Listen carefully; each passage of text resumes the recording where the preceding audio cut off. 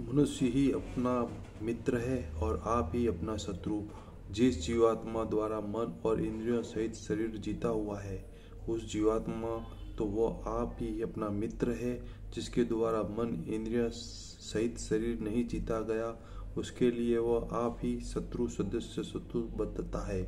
सर्दी गर्मी सुख दुख आदि तन मान और अपमान में जिसके अंतकरण की वृत्तियां भली भांति शांत है, ऐसे स्वाधीन आत्मा वाले पुरुष ज्ञान में सचेतन घन परमात्मा सम्यक प्रकाश से स्थित है। उसके ज्ञान में परमात्मा के सिवाय अन्य कुछ है ही नहीं।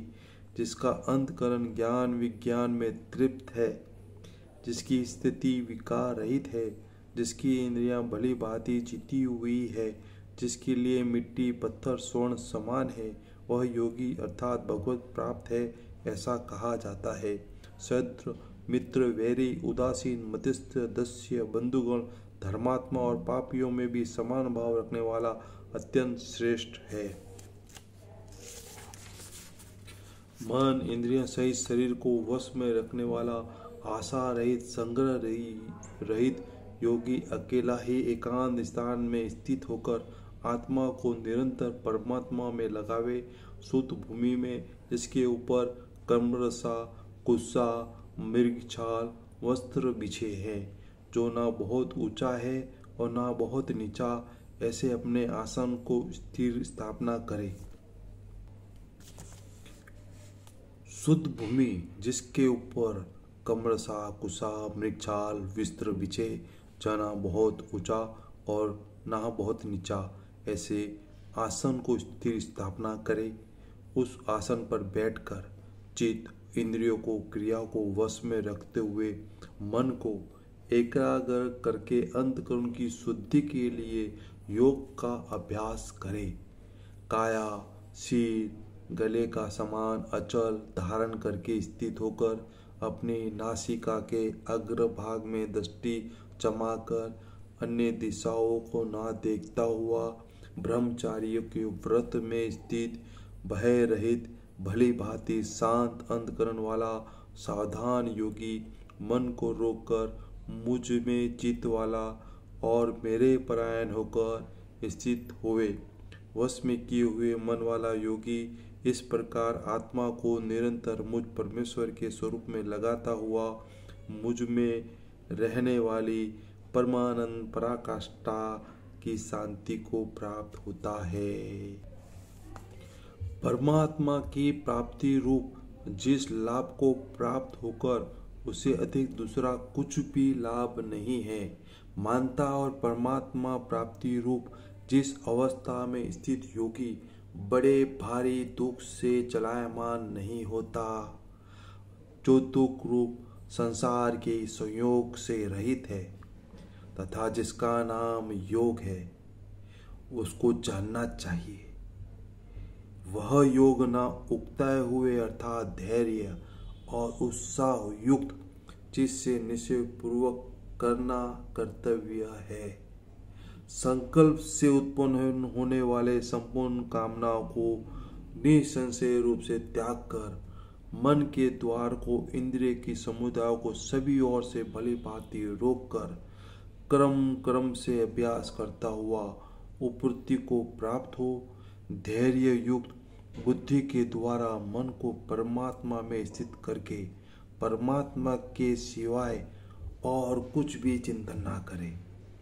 ये स्थिर रहने वाला और चंचल मल जिस शब्दादि विषयों को निमित्त से संसार में विचरता है, उस विषय में रोककर यानी हटाकर उसे बार बार परमात्मा में लगाए।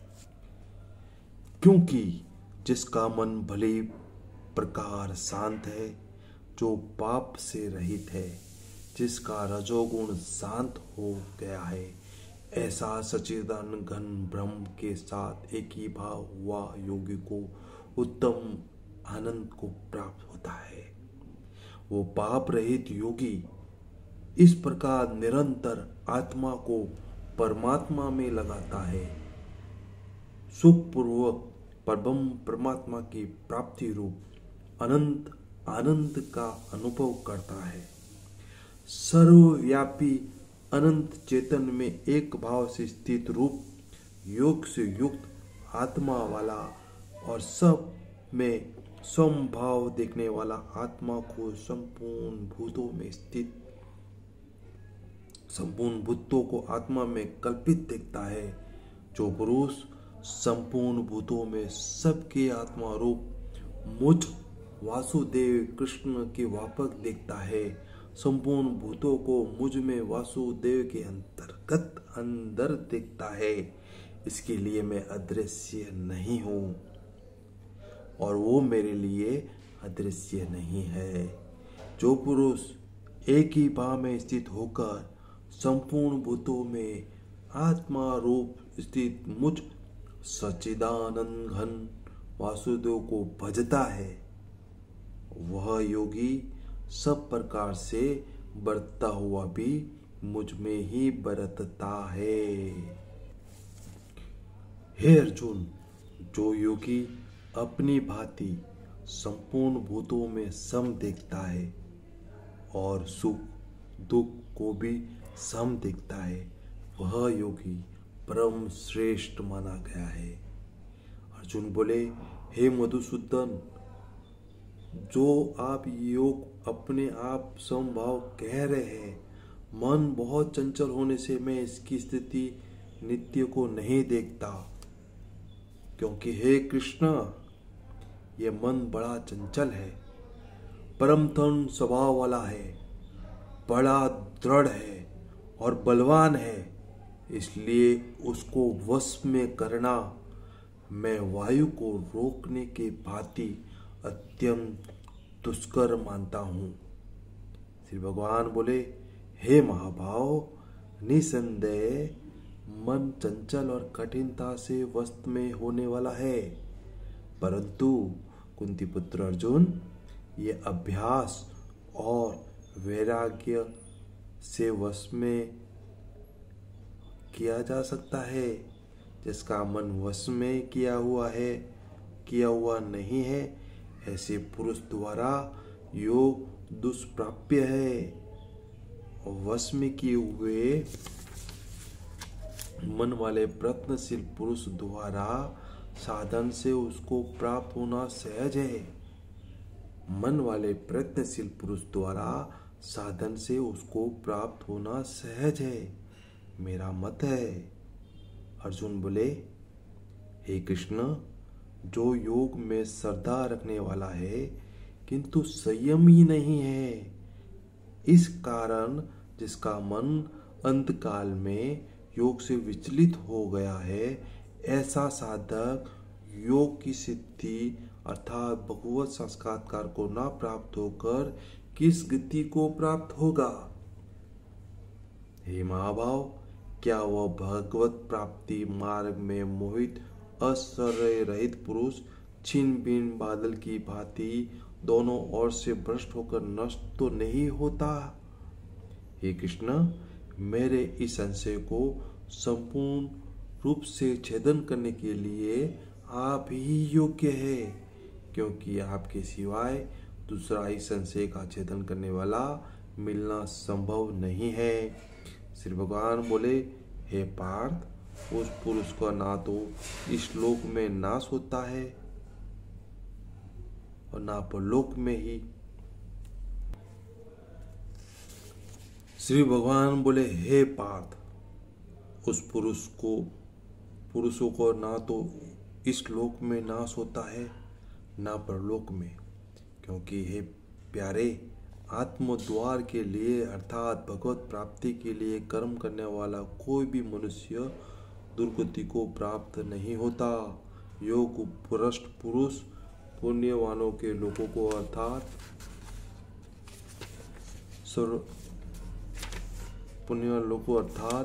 स्वर्ग आदि उत्तम लोगों को प्राप्त होकर उनमें बहुत वर्षों तक निवास करके फिर शुद्ध आचरण वाले श्रीमान पुरुषों के घर में जन्म लेता है। अतः वैराग्यवान पुरुष उन लोकों में ना जाकर ज्ञानवान योगियों के कुल में जन्म लेता है, परंतु इस प्रकार जो ये जन्म है संसार में निसंदेह बहुत दुर्लभ है। वहाँ उसे पहले शरीर में संग्रह किए हुए बुद्धि संयोग अर्थात समबुद्धि रूप योग को संस्कार को अन्य से ही प्राप्त हो जाता है और कुरुनंदन उसके प्रभाव से वो परमात्मा की प्राप्ति रूप सिद्धि के लिए पहले से भी बढ़कर प्रयत्न करता है। श्रीमान के घर में जन्म लेने वाला योग पराधीन हुआ भी इस पहले के अभ्यास से निस्संदेह भगवान और आकर्षित किया जाता है। समबुद्धि रूप योग को जिज्ञासु भी वेदों में कहे हुए सकाम कर्मों को फलों को उल्लंघन कर जाता है, परंतु प्रयत्न पूर्वक अभ्यास करने वाला योगी तो पिछले अनेक जन्मों के संस्कार बल से इसी जन्म में सिंचित होकर संपूर्ण पापों से रहित होकर तत्काल ही परम गति को परम परमात्मा को प्राप्त हो जाता